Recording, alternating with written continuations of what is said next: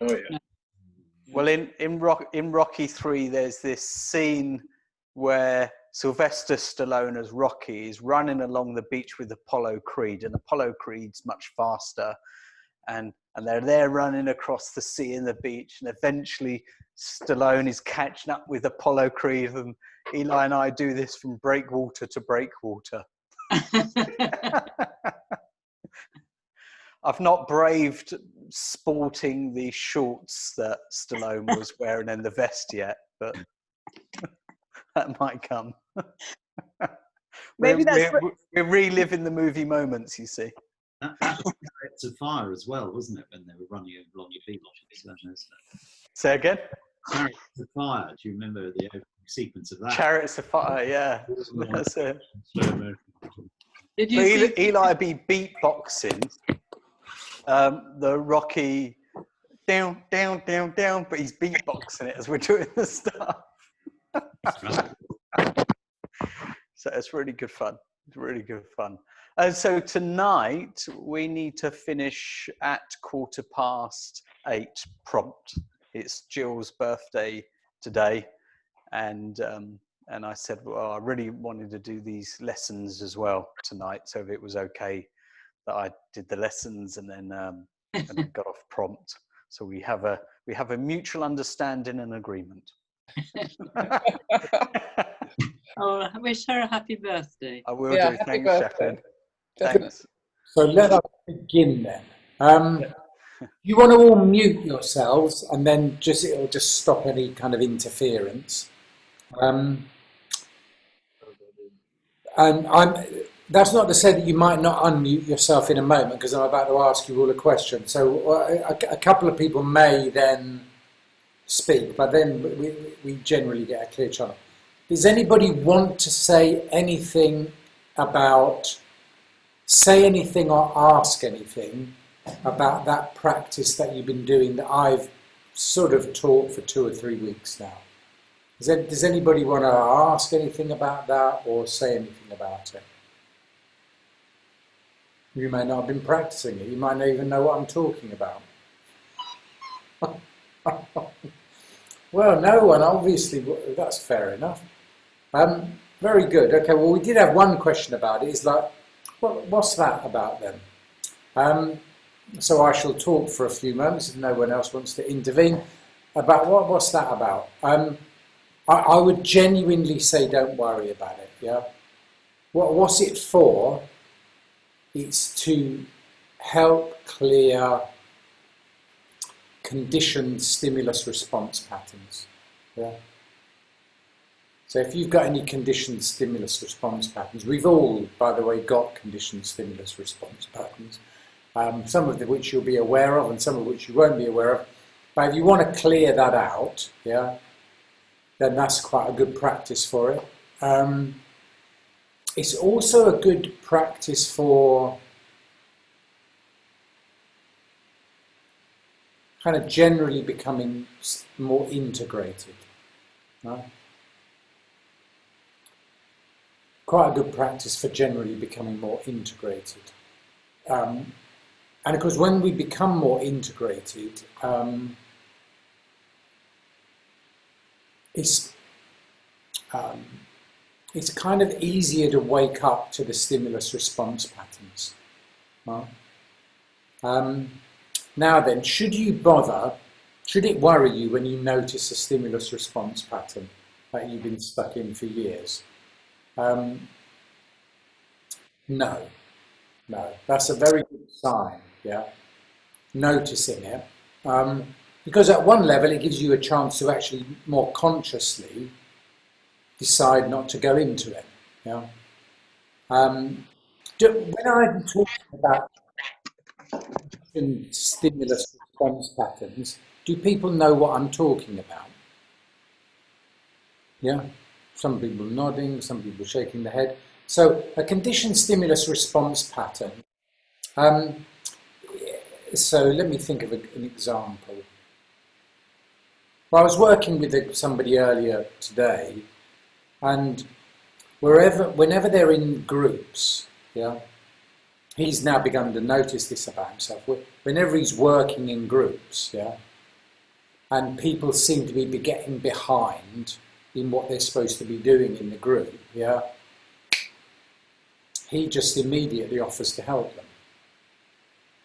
Yeah. And until about a year ago, he didn't even know he was doing it. Yeah. It was just something that just naturally happened. Yeah. Then he began to become aware that he was doing it. Yeah. And then when he became aware he was doing it, became aware of the effect that it was having on him, which was that he was constantly overloaded with work and couldn't work out why he was constantly overloaded with work. And it was because whenever he was working in groups and somebody looked, it kind of gave the appearance they were getting into a bit of trouble, he would offer to help them or to do the work for them. And that was just a conditioned stimulus response pattern in him. Yeah? When he got that external stimulus, that somebody was in trouble or needed help, yeah, he didn't even know he was doing it. Yeah? He just started offering the help or do it for them. Yeah? It wreaked havoc in his life. Yeah? He was like a robot. Yeah? Because if ever you worked out, if ever you were working in a group, I wasn't working in a group with him, but I mean, if one was of a slightly Machiavellian nature and you were working in a group with him, all you had to do was give off some of the signals of mild distress and he'd end up doing all your work for you. Yeah? Fantastic. Because it's a nightmare if it's happening to you, because you don't know it's happening. You don't know that you're doing anything at all. Yeah, all you notice is that you're constantly overworked. Yeah, and if you happen to have a martyr complex as well, I mean, yeah, they really, really work well together. That kind of conditioned stimulus response, but along with the martyr complex, yeah, they just work. They just keep one another enmeshed, yeah. It's like I sacrifice myself, yeah, for other people. Because you have to be suffering in order to be a proper martyr. You can't be a proper martyr if there's no suffering, yeah. So having that kind of, if you want to be a martyr, having that kind of conditioned stimulus response pattern is just manna from heaven, yeah. Otherwise, you've got to manufacture your own suffering. It's never quite the same.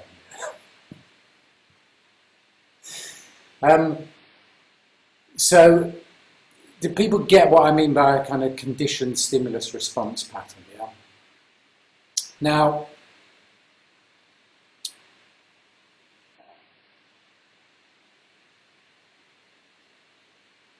you may not know that you've got them. Like this bloke didn't know he had. He didn't know he was doing that. Yeah. And what Sifu used to say about cleansing, I always remember he used to say it. He doesn't say it so much now, and we don't often say it, but it's like, whatever you do, do not direct your cleansing, yeah? If you've got a bad elbow, yeah, and every time you do cleansing, you try and direct energy to your elbow, yeah, because you want your elbow to get better, what happens if you've got an incipient brain tumour forming? Yeah, it doesn't get cleared, yeah. But you don't know you've got an incipient brain tumour forming, yeah. So that's why it's best just to let your energy flow and clear whatever needs to be cleared, yeah. Because then that's obviously better, isn't it? I mean, okay, you may have a bit more tennis elbow in the short term, but long term it's going to be much better for you. And so you may not know you've got any stimulus response patterns, but occasionally you could practice that, couldn't you? Yeah? Occasionally you could practice that, and you may notice your life changing in odd ways. You may start to notice you feel like you're not suffering quite as much, or you feel like you've got a bit more time, yeah? And you've got no idea how that's happening, really. I just seem to have a bit more time on my hands, yeah? So you might do that.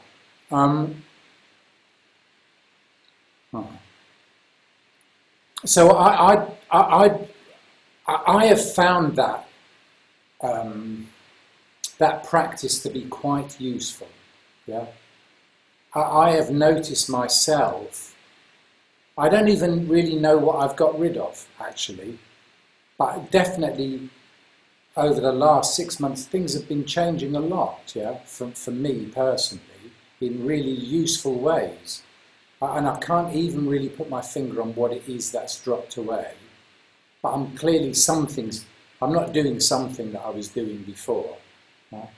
It's leaving me feeling much more peaceful, yeah, and a lot more energy, yeah.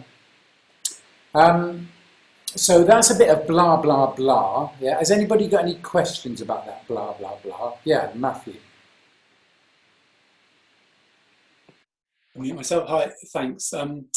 Yeah, Barry, I hadn't really come across, the area in your back before. We've talked about other dantians and stuff, and I was just curious if you had a little bit more sort of discussion about what it is, or just because I haven't really come across it, so I'm curious. Yes, well, I mean, it is related to this. Tim and I were talking about it, actually. Actually, Tim, do you want to just take 1 minute just to talk about it?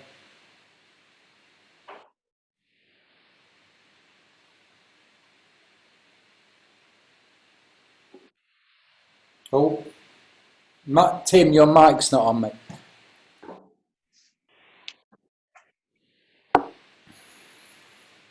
I know you're good at heart-to-heart transmission, but that would have been pushing it a bit. Well, I was just about to go into 3 syllables and a movie, and it's also a book. And so we know about the heart center.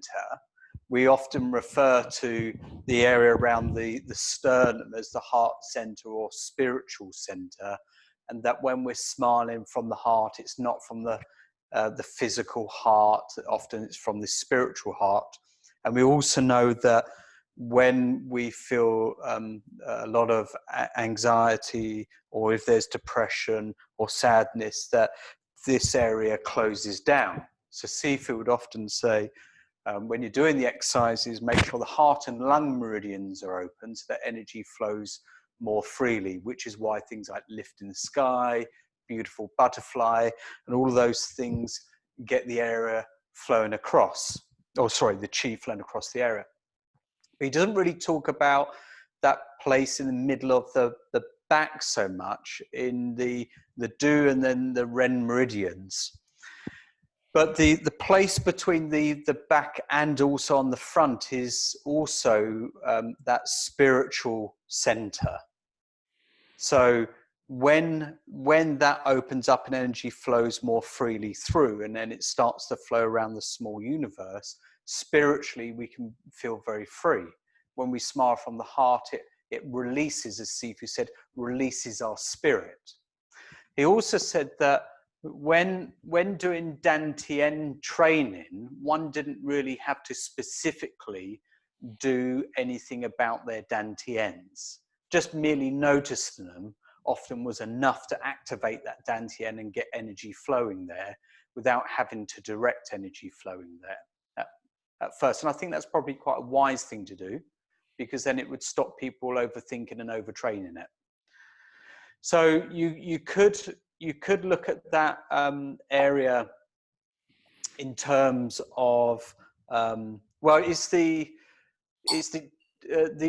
DU11, the Shen Dao, is what that point is, which is on the spirit path of the governing vessel, and it tonifies the heart and lung and calms the spirit. So if you have a look at that in relation to when we have these conditioned responses that then disturb the mind or the spirit, as Jan Senfeng was talking about, then that interrupts that energy flow and it can feel like we're discombobulated. So when we're doing that work around there, it frees that up, which frees up then that heart and lung and creates that calmness, and spirit is then released again.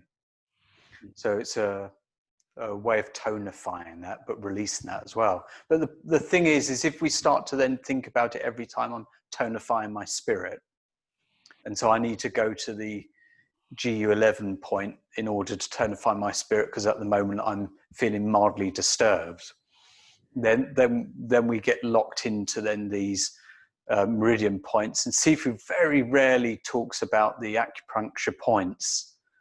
I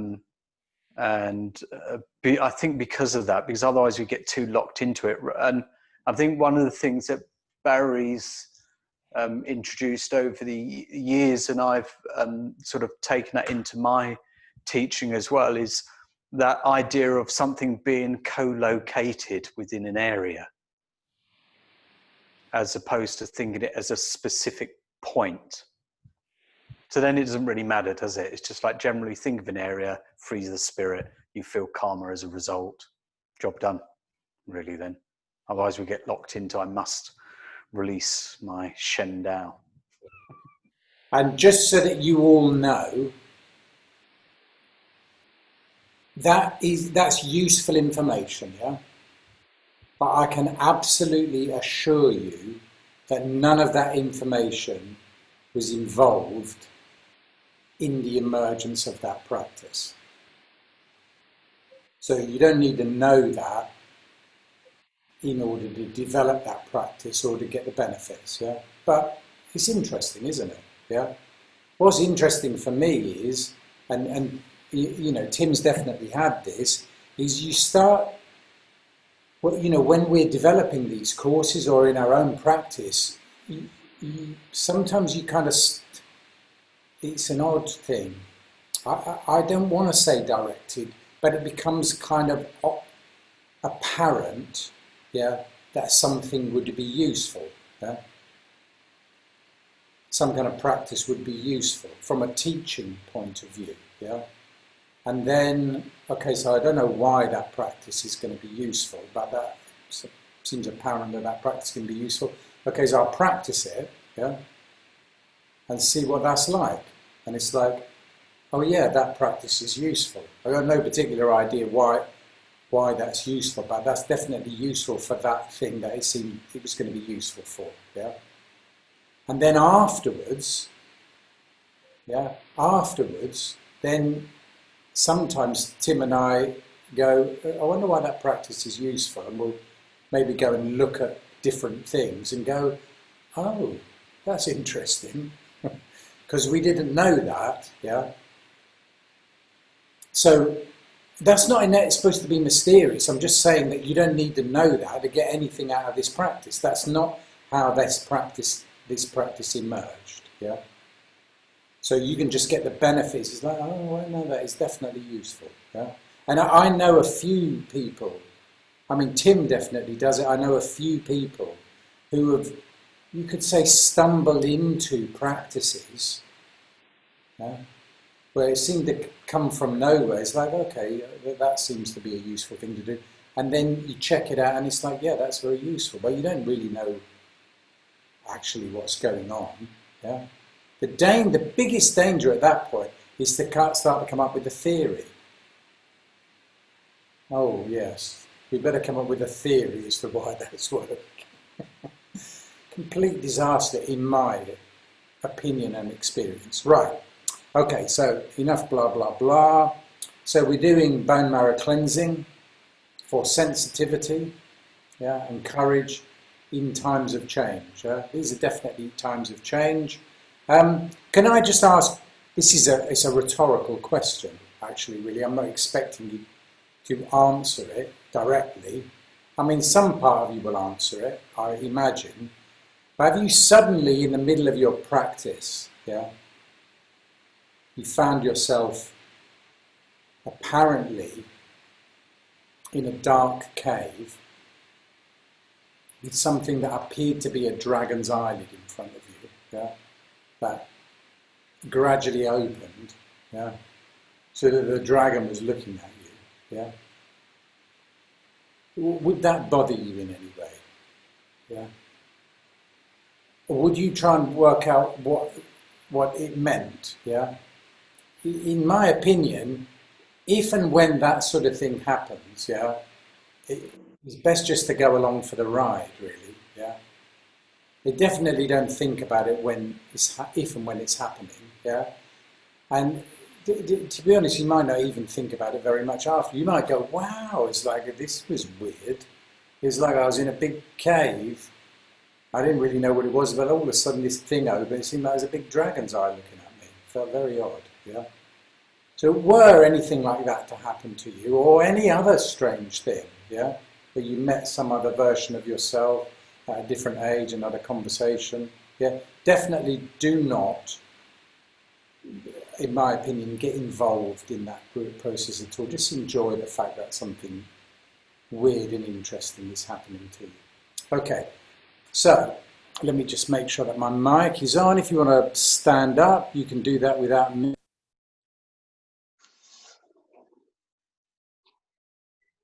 Barry, Yes. we're having a bit of trouble hearing you. Is it just us? Other people having trouble? I don't know. Is anybody else having trouble hearing me? No. You sound perfect now. You sound better now. Right, yeah, no, I've just turned a different mic on. Cool, okay. So, if you want to find a place to stand, and just stand in Wuji.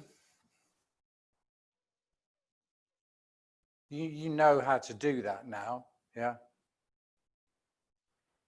So I can pretty reliably, even if I wasn't looking at the computer, yeah? I can pretty reliably, you won't need to see me, by the way, either, yeah? I can pretty reliably now predict that as you're listening to me, that you're coming to that point where you're standing with your feet fairly close together and parallel. And to the best of your ability, you're standing upright and your arms are down by your sides. I mean, I can close my eyes, I don't really need to see you. I can predict that that's what's likely to be happening, yeah? That you may be noticing as you're hearing my voice, and at the same time you might be noticing, I don't know, you might be noticing breathing happening, you might be noticing a slight and gentle wobbling about.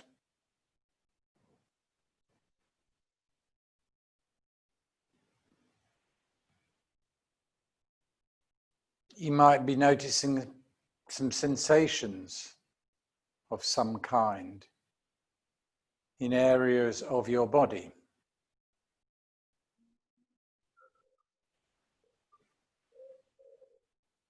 At the same time as entering a deeper Qigong state of mind.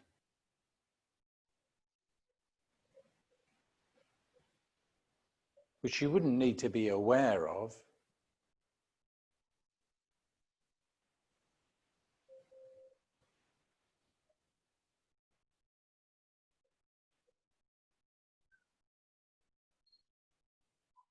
I could predict, couldn't I, that as long as my microphone's working, you're still hearing my voice as you're standing there.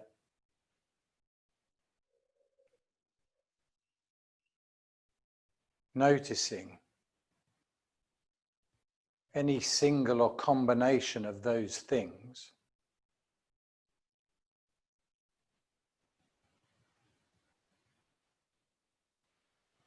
Allowing whatever part of you it is that does it to just allow energy just to flow up through the spine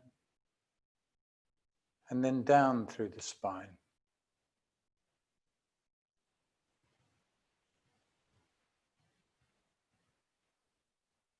As you stand listening and noticing and breathing,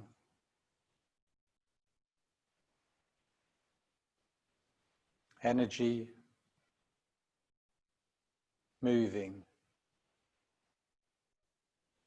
gently up and down through the spine.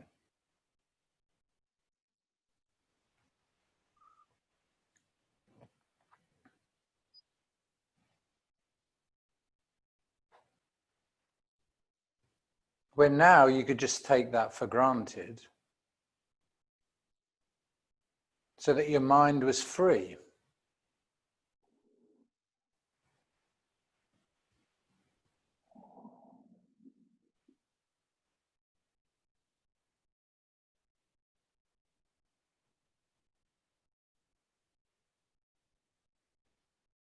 So that were anything to be cleansed in the process of bone marrow cleansing,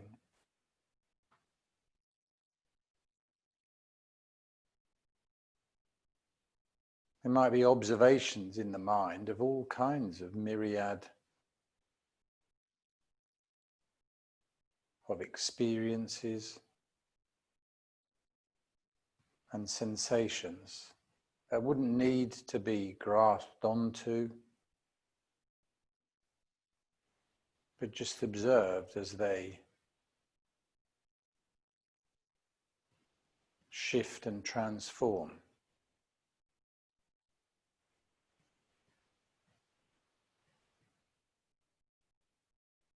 So that you can enjoy the process, the ongoing process of life,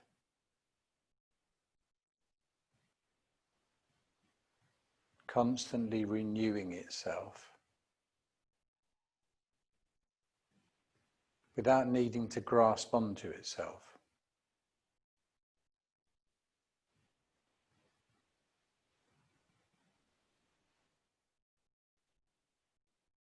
So itself is free.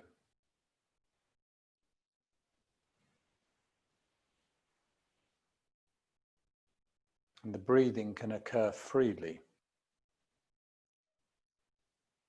And the standing can be free. And you can be free to listen to my voice as the energy gently and gradually travels in one or both directions in your spine.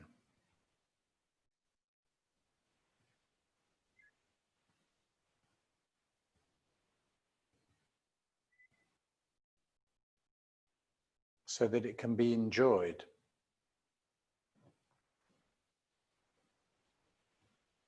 Energy or bone marrow cleansing energy can be enjoyed.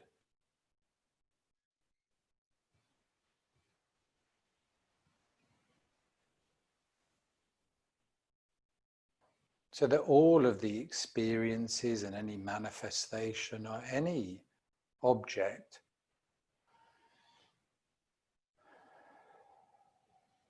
that is shifting and transforming all become treated like equally favourite children as they develop and shift and play.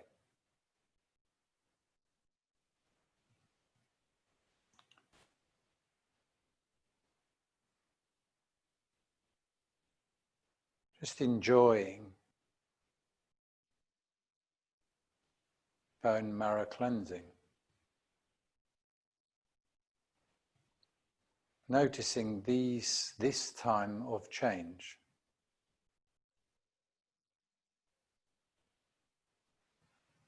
This time of change, of shift, of transform.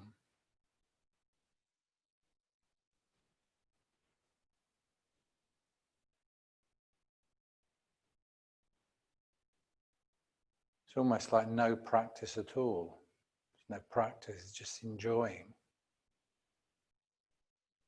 Energy, shift, transform.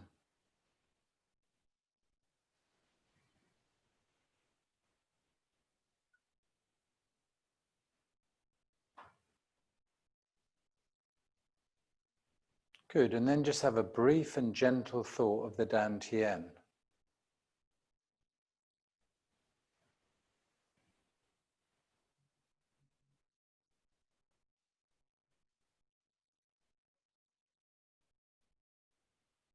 So that the mind has something to focus on for a moment in the present. Dantian, the middle Dantian,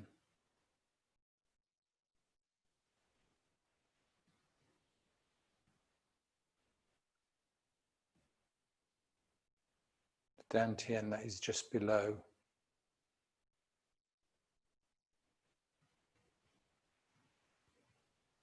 the belly button just inside the body.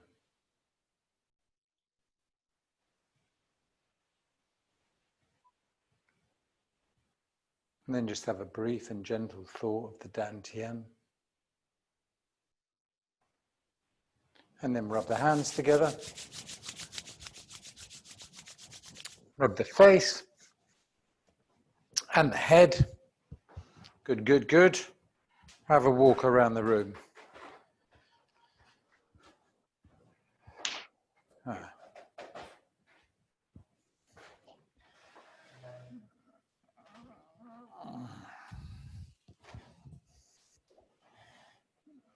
Well, I enjoyed that anyway. It was very pleasant. Thank you, Barry, for introducing me to that practice. Very nice. Anyone? You don't. I'd just take 30 seconds just to sit there, just enjoy being who you think you are. You know, to the extent that you want to carry on with that.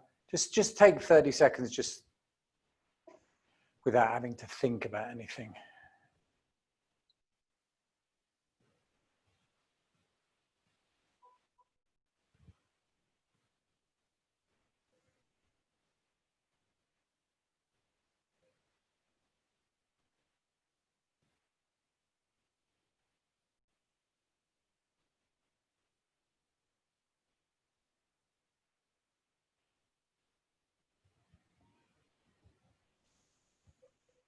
And I will pass across to Tim.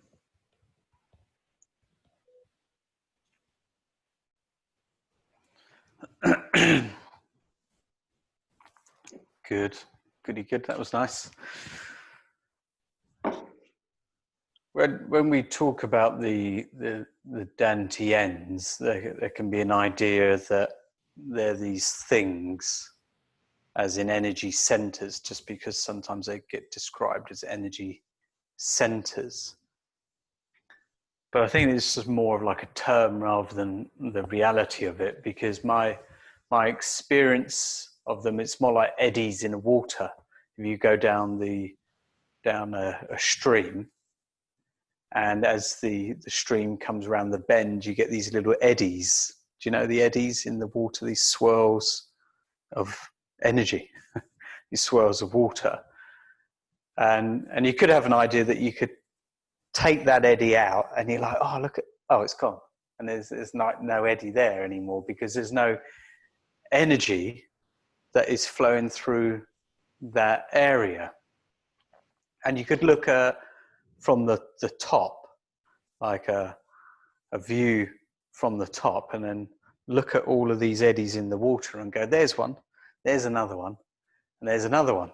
There's several eddies in the water, these separate eddies in the water. And then that wouldn't really be fair on the eddies because they're not really separate, and they don't need to be joined up either because they're all part of that flow of water that's happening. And it just so happens that around that structure of the banks is these eddies of water. Yeah.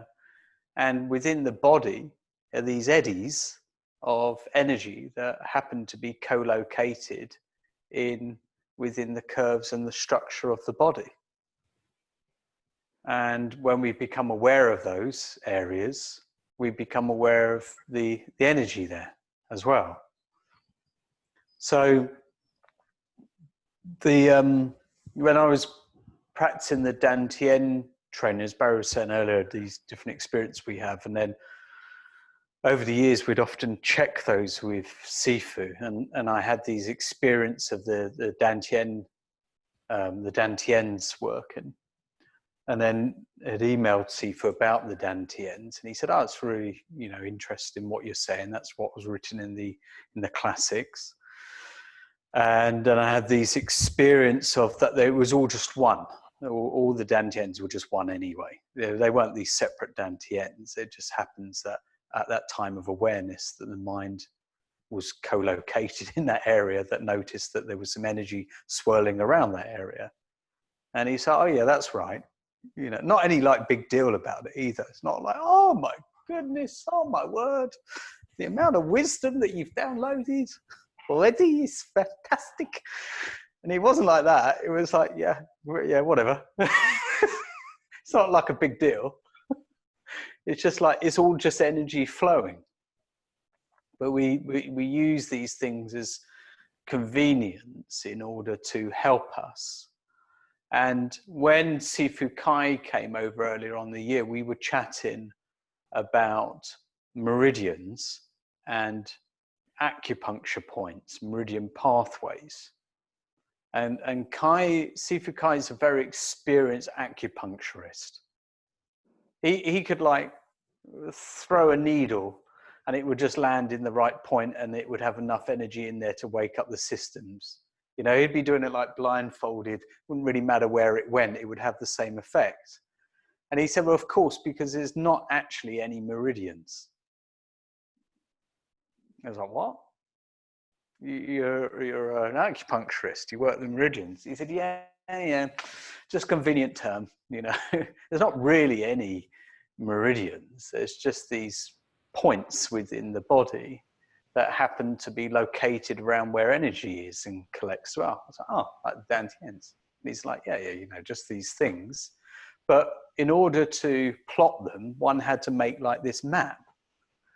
And because it was a convenient map, then within the body, like these lines that joined up all these meridians. But he said there's no actual real lines that where all the energy goes. That's why it can flow anywhere. And with intention, you can just go into an area and it clears that channel. But it's not really a channel. Not really a channel. It's just a convenient term for us to understand, really, for human beings to understand where all of these points could be joined up. But then one thinks about it as a specific channel, and therefore one wouldn't be able to work outside of that channel. So that confused me for a little while, just because of all the stuff that I'd read over the years. And then when I started to feel into that more, as not as a logical thing, but as a felt experience, I was like, actually that actually coincides with my experience of things like small, big, and spiritual universe. That there's not these specific lines, but there's these just areas of the body where energy flows, and therefore one wouldn't have to get fixed on them, which is why you don't have to be an acupuncturist to benefit from the spiritual or small universe or big universe. It's quite convenient, or the medical big universe. When you train that, you don't have to know exactly where all the meridians are, yet it just so happens that the energy flows in those places.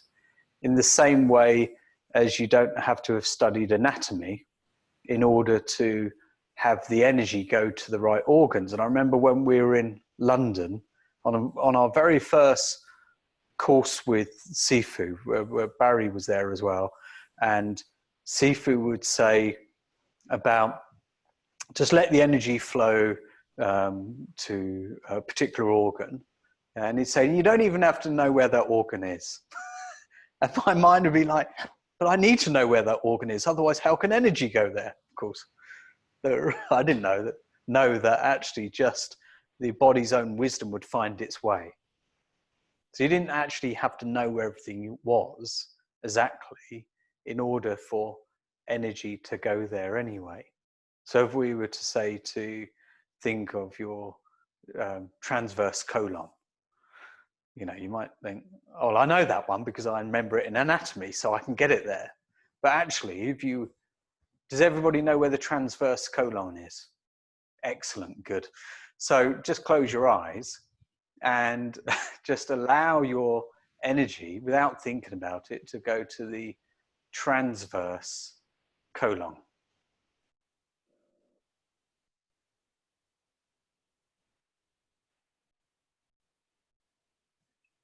And where do you feel that? Where do you feel that energy?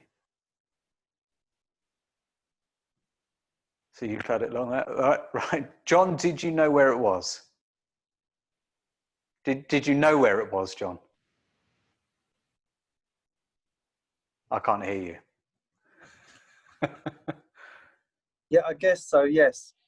Yeah, so you guess so, but and so it's either a yes or a no, but Well, yes, I did. okay. So if you know where it is, the mind may already go there. And if you don't know where it is, the energy might go somewhere else. Like for Matthew, the energy went down more to the bladder area, which is not where the transverse colon is. However, the energy went where it was needed. And this is what's important within the Qigong. Sometimes when we're sending the energy to the different areas of the organs, one wouldn't have to get fixed on that, because often we're looking at it from the organ or the emotion, not necessarily the physical organ, but sometimes the physical organ. If you don't have the physical organ there, it doesn't mean to say that the energy won't go where it was. So in many ways, it wouldn't really matter. And this is the point of these exercises and what we're going to be doing in a minute, because we're going to get energy to flow through different areas of the body. We're going to get it to go to some of the organs, but it wouldn't matter if you didn't know where the organs were. It wouldn't matter if you didn't know where the meridians were. It wouldn't even matter if you didn't even know where you were or who you are. That you could just allow energy to flow in a way that when we allow energy to flow to its like inner wisdom, it will go where it's needed, which is what Barry was saying earlier quite clearly, I think, as well, about that. You know, you wouldn't have to necessarily send it to any particular place in order to clear something, but now we're directing energy. Is that the same as sending energy? No. No. If you gently hold your palms up like this, become aware of your palms. Do you notice energy at your palms? Yeah. Yeah. Did you send energy there, or did you just become aware of the energy that was there already? Just aware. Just aware that the energy's there, yeah. So you don't have to send energy there in order to notice that there's energy there. So that's quite nice. It's quite nice. It looks nice to screen. We could this. That's very good. So heart-to-heart transmission. No, the energy, the energy where it goes in this session, it wouldn't really matter. So you can't get this wrong, and therefore you wouldn't have to think about it in order to be concerned in any way. Am I getting this right? Does that help and make sense? So you could then throw away any thoughts about having to know any parts of your body or meridians. And I'm not saying Kai's right or not, but it wouldn't really matter if he was right or not. Yeah. If there's no meridians, it wouldn't matter, because energy would be flowing to these different places and points and eddies in the body. If there was no dantians, it wouldn't matter. And all of these could just be constructs anyway, couldn't we, that we've conveniently created for ourselves to reside within our physical, energetic, spiritual ness. So let's come to a standing position first of all.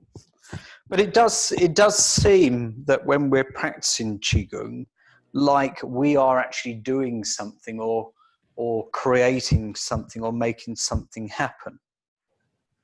And on one level, that might be true. But I also notice these things happening when I have no intention at all, and I don't even move my body, and I don't even send energy anywhere, and I notice energy happening. Like right now, as I'm talking to you, no intention to do anything. I'm just standing Wuji. Energy is expanding from my body out and out. Now, I'm not sending the energy there. I'm not moving. I'm not making any special breathing technique, and I'm not being concerned about any levels of the body or meridians. Energy is just flowing. So we can let go of the idea that we're actually doing or creating any of this. We just happen to be going along for the ride and may be or may not be moving parts of our body or breathing in a certain way, but it wouldn't really matter if we did or not. So if you can't move any particular areas of your body in what we're doing, it wouldn't really matter. You just imagine the energy going there anyway. And if you can move the parts of your body, then you can imagine energy going there anyway. So either way, it's going to work. So first of all, in that wuji, enter an achieving state of mind. And sometimes it's described as entering the Tao. Whatever that might mean or be, wouldn't really matter. But if I was to think about it or describe it, it might be something like not trying to do anything, get anywhere, or stop anything happening. So pretty much as we explain, having a chi flow. So in this wuji, you can just notice the energy that is flowing around your body. And I know it's flowing around your body because every one of you is still alive at the moment on this particular class, and therefore energy is flowing. So you can just notice that, yes, I am what I call alive, what generally people describe as being alive. I might even be fully alive. But I'm definitely noticing that energy is flowing as part of me being alive. So there's an aliveness and there's energy flowing. And at the moment, I might be noticing the energy flowing inside. And at the same time, I might be noticing energy flowing outside of the body, both inside and outside.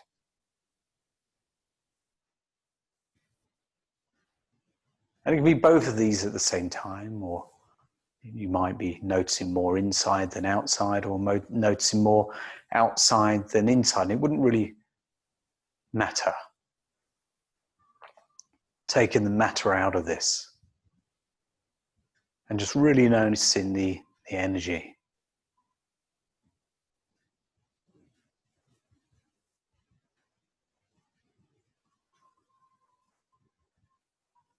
And then if you were smiling from the heart in the way that it was just opening the energy pathways that aren't really pathways. It just happens to be the whole of your body, the whole of you. So energy could then just flow more freely through the whole of you and also outside of you.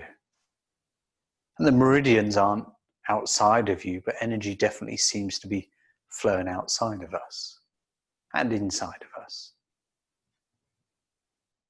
Some people say there are meridians outside of us, but we don't need to get into that conversation.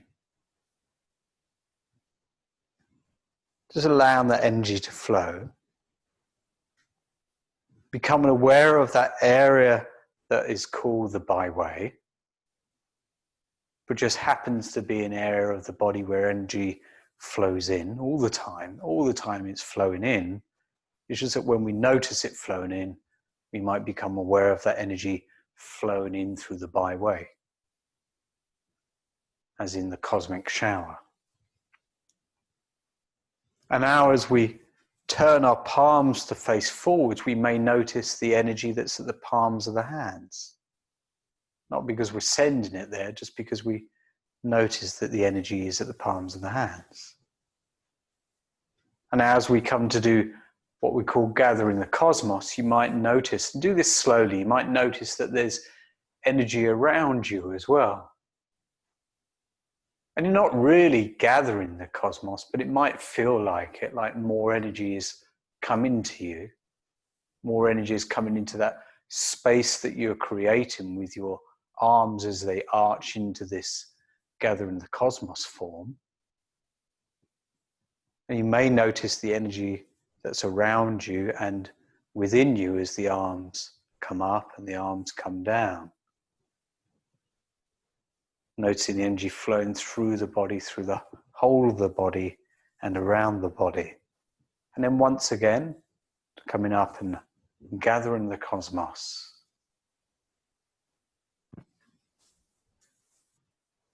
Just slowly going through and allowing this movement to happen where you're not really having to do this movement, but the movement is happening, whether or not in your mind or in body as well. Just being aware of that energy that is flowing, that happens to be flowing through what we call our body. But the mind is more leaning towards at the moment the noticing of the energy, and then come back into that wuji. That wuji. You don't have to do anything here rather than just noticing the energy that's flowing through and around you. And you become aware of the energy that's flowing down from your armpits to your fingertips, from the inside of the arms. It's just flowing down from the armpits to the fingertips. You don't have to send the energy there. Just notice energy flowing down there. You might notice it at the skin and on the outside of you. That space between the sides of your body, your arms and your palms. And then you can notice that energy flowing up on the outside of the arms, from the fingertips to the shoulders, to the crown of the head.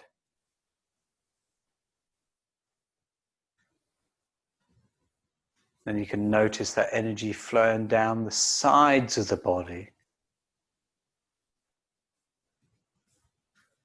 down to the outside of the feet. And noticing the energy both on the outside and at the skin and the flesh level. Not working necessarily on what we call the meridians at the moment. This is more on the Wei Qi, skin and the flesh. And then noticing the energy that flows up from the inside of the feet, up on the inside of the thighs, the groin. And then that energy flows up then at the center, at the front of the chest, not the center, the front of the chest, and at the same time the back, flowing up the front and the back of the body, and coming back up to the crown of the head.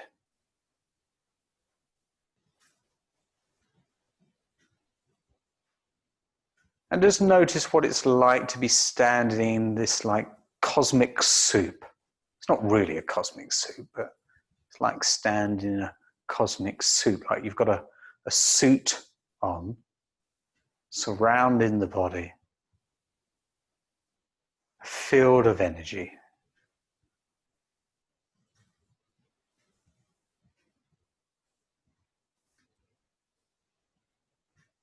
That you notice at the sides, the front and the back of the body, top of the head and the soles of the feet.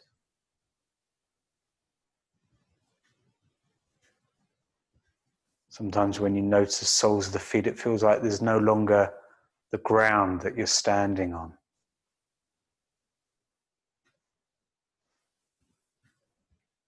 That you're just floating in space. Just noticing the energy.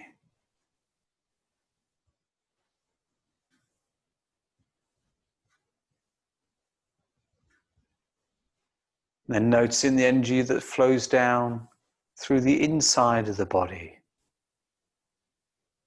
From the top of the head, coming down on the inside of the body, through the brain,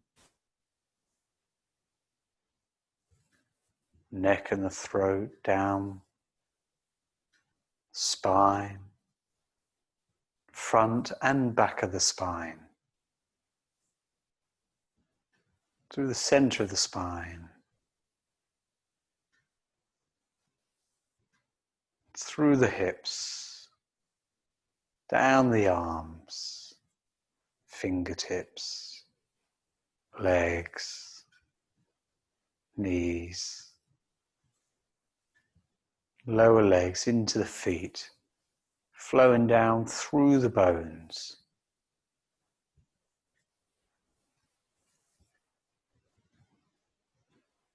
Just allowing that bone marrow cleansing energy to work through all the bones and the joints, into the bone marrow.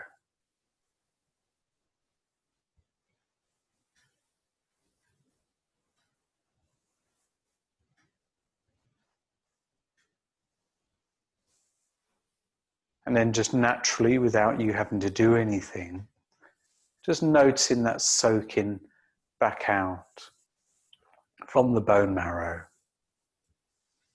to the blood,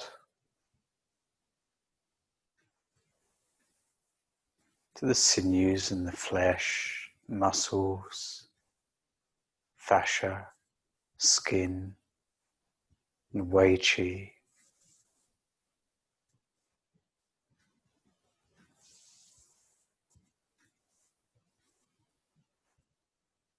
Then just like waves of energy that flow in and out. No particular rhythm, but just however it's noticed. Then becoming aware of the stomach and the intestines. All of the gut.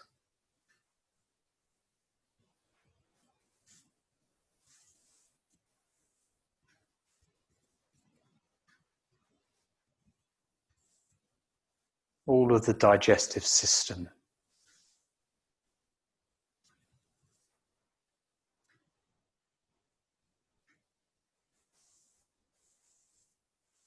And the kidneys.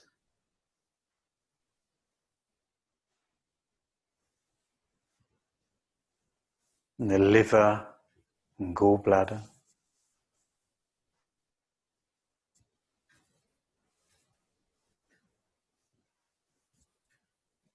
Pancreas.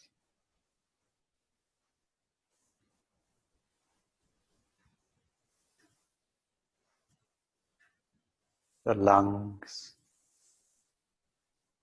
And we're not sending energy anywhere, we're just becoming aware of the energy that is already there.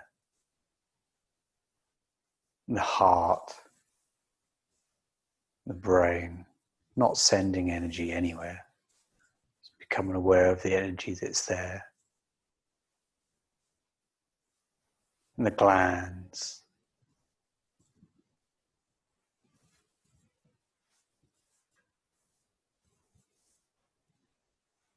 The lymphatic system.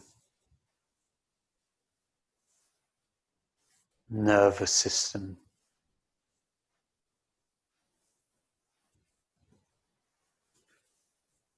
And the whole of you. So not leaving anything out, the whole of you. All that is you. Inside and out.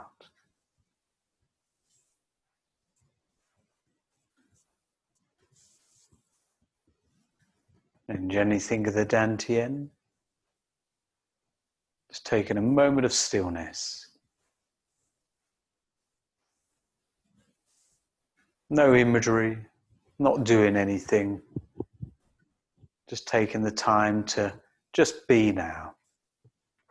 Taking the time just to be.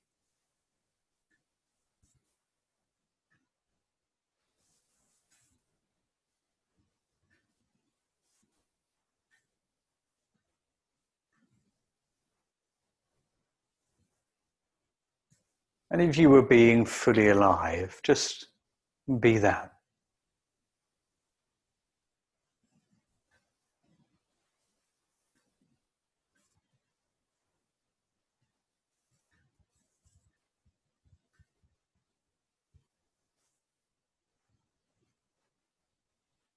Do anything in the Dantian again. Rub your palms together.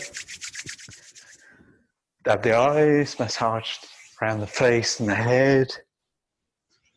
Good, have a little wander around, but just be very gentle. Nothing vigorous or sudden. Just being very gentle. And then come and sit down. You've got about 1.5 minutes, 2 minutes tops.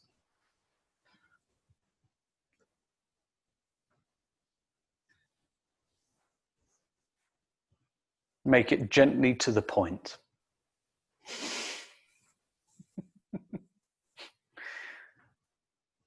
You don't have to share. You might not want to say anything at all, but everything okay?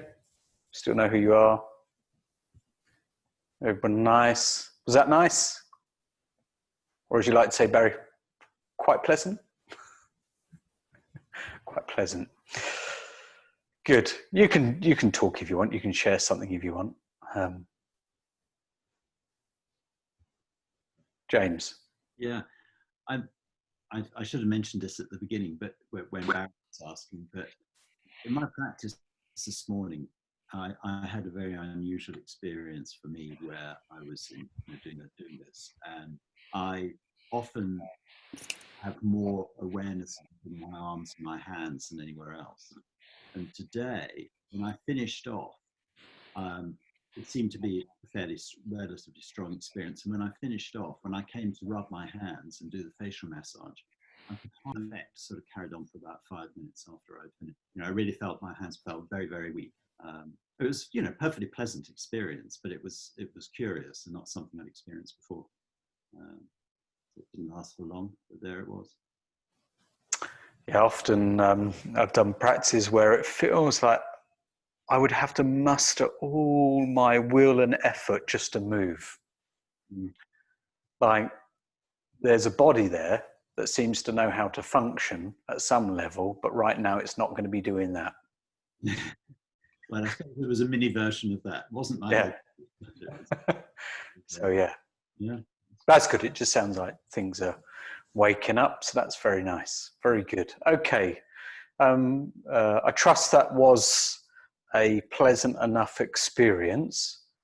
And once again, highlighting that this practice can be doing very little and we can get a lot from the practice where you don't have to make much movement. You don't have to send energy anywhere. You just become aware of what is already there. And it seems to do quite a lot. And I'll leave it on that.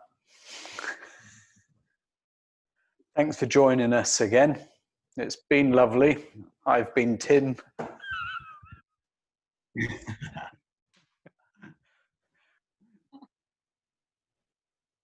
Yeah, I might be Tim for the rest of the evening, just a different version of myself.